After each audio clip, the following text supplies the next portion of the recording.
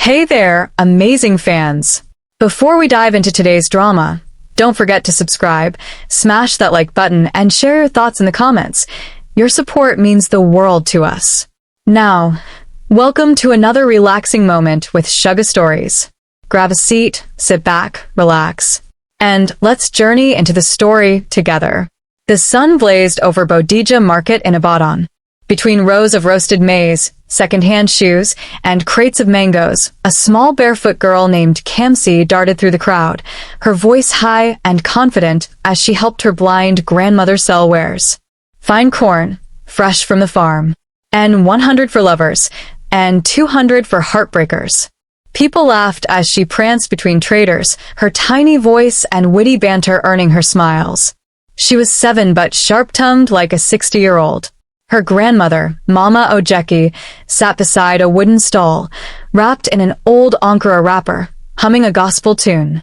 Kamsi, Baiko, bring me the sachet water. This sun go roast my old bones. Kamsi obeyed, but not without rolling her eyes playfully.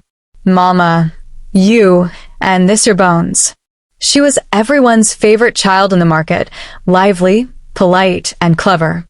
No one really knew who her parents were. Just that one day, 6 years ago, Mama Ojeki returned from her village with a sickly toddler and never explained where she came from. Kamsi didn't ask questions. She never knew any other life. Until that day. The sleek black SUV crawled into the market, its engine humming like a beast in foreign lands. No one drove cars like that in the heart of Bodija. People paused mid-sail, watching as a driver stepped out to open the door for a tall, sharply dressed man in gray. Chief Damola Adeyemi, billionaire businessman, was on an unplanned visit. He had been driven past the market en route to inspect a school construction site. But as his car slowed at a junction, he saw her. The girl. He didn't know why he told his driver to stop. But something in the child's posture, in her face, called out to a part of him he thought had died years ago. He approached slowly, removing his sunglasses, heart pounding harder than he expected. Kamsi looked up from her basin of roasted corn and frowned at the man's expensive shoes. You want buy corn? She asked. Or you day find your way to Banana Island? Damola chuckled. I came to give you something. He handed her a bottle of cold water and a bar of chocolate from his pocket.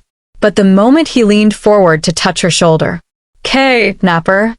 Kamsi screamed with every fiber of her being. It was instant chaos. Women dropped baskets. Traders ran. One man hurled a stone at Damola. The security attached to the billionaire sprang into action, shielding him as a mob began to form. Leave our children alone. Rich men. Ritualists. Call the police. But Damola couldn't move. He stood frozen, not from fear, but from what he saw. A tiny heart-shaped birthmark just above Kamsi's collarbone, identical to the one on his missing daughter's baby photo. They said Damola Adeyemi had it all: money, fame, global respect. But behind his tailored suits and flawless press releases was a haunted man. 7 years ago, his wife died during childbirth. The baby, a girl, was declared stillborn. He had never seen her. They told him she didn't make it.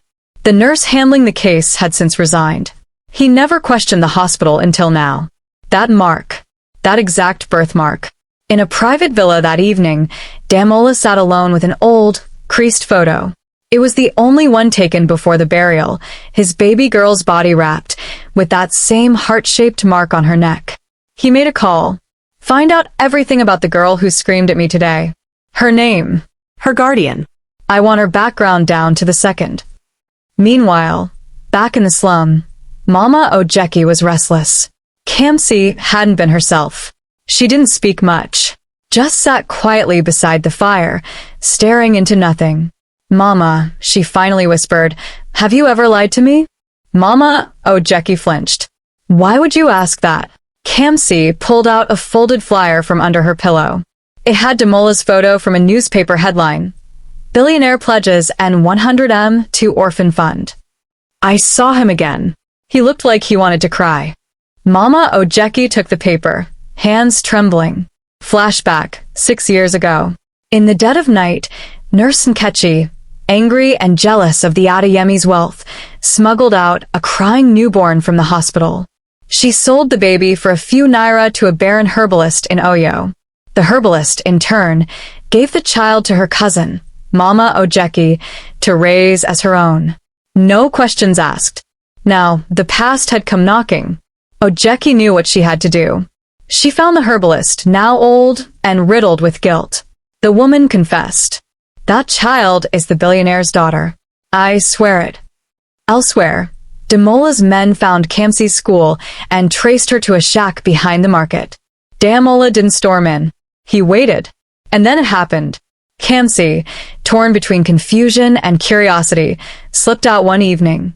She didn't tell Mama Ojeki. She just went to the same market where she first saw him. She found him standing by the roadside alone.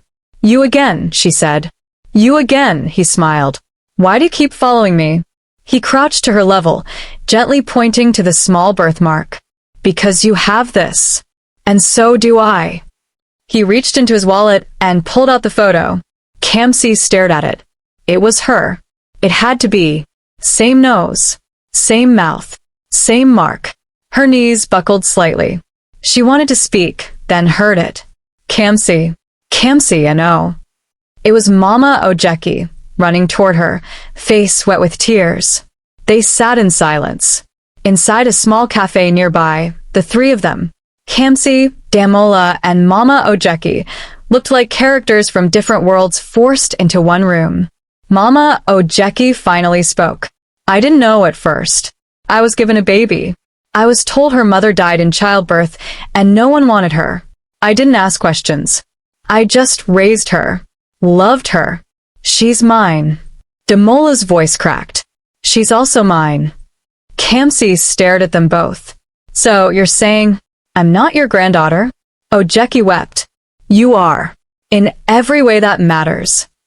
But you lied to me. You both did. Kamsi stood up and walked out. She didn't run. She just walked. For days, no one heard from her. She stopped going to school. She refused to eat. Even when Demola sent gifts, a bicycle, a new dress, she left them untouched. But something had changed. She began having dreams. A woman's voice. A lullaby. A touch she didn't remember, but somehow missed. She began asking herself questions no child should. Finally, 1 week later, she made a choice. She showed up at Demola's mansion wearing the same slippers she wore when they met. Security opened the gates, stunned. Inside, Demola stood speechless as Kamsi entered the living room.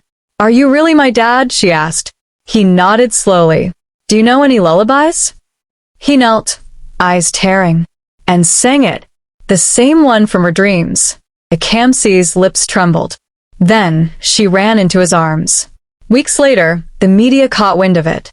During an inter-school competition, Kamsi arrived in a chauffeur-driven car, stepping out with a grace no child should possess.